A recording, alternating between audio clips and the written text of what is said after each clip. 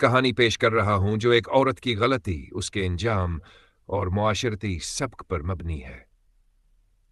کہانی کا عنوان: نادم روح۔ رخسان ہائے کم متوسط طبقے کے شادی شدہ عورت تھی۔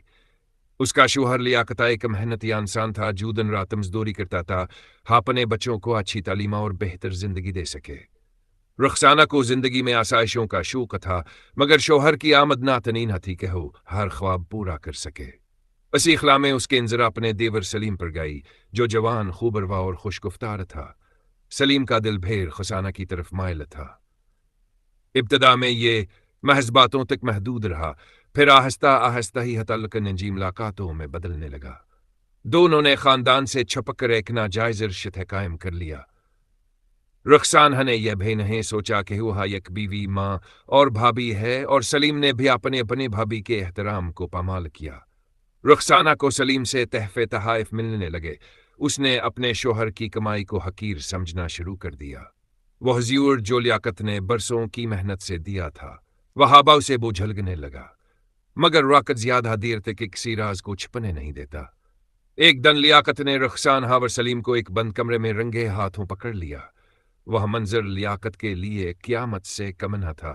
اس کے رنگ اس کے دنیا ٹوٹ گئی، اس کا بھروسہ بکھر گیا۔ اس واقعے کے بعد سلیم کو گھر سے نکال دیا گیا اور رخسانہ کو طلاق دے دی گئی۔ بچوں کو ماں سے جدا ہونا پڑا۔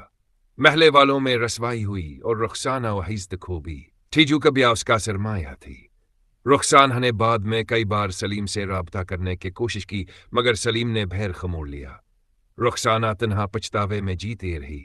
وہ بار بار یہ سوچتی، کاش میں صبر کرتی، کاش میں اپنے شوہر کی محبت کو سمجھتی۔ سالوں بعد وہ ایک درگاہ کے احاطے میں بیٹھی دکھی دلوں کو نصیحت کرتی نظر آئی۔ ناجائز تعلق لمحاتی ہوش ہے، مگر اس کا انجام ساری عمر کا پچھتاوا ہے۔ یہ کہانی ہمیں یہ سکھاتی ہے کہ رشتوں کا تقدس اور وفاداری زندگی کی اصل خوبصورتی ہے۔ ناجائز تعلقات صرف وقتی خوشی دیتے ہیں، مگر ان کا نتیجہ ہمیشہ پچھتاوا، رسوائی اور تنہائی ہوتا ہے۔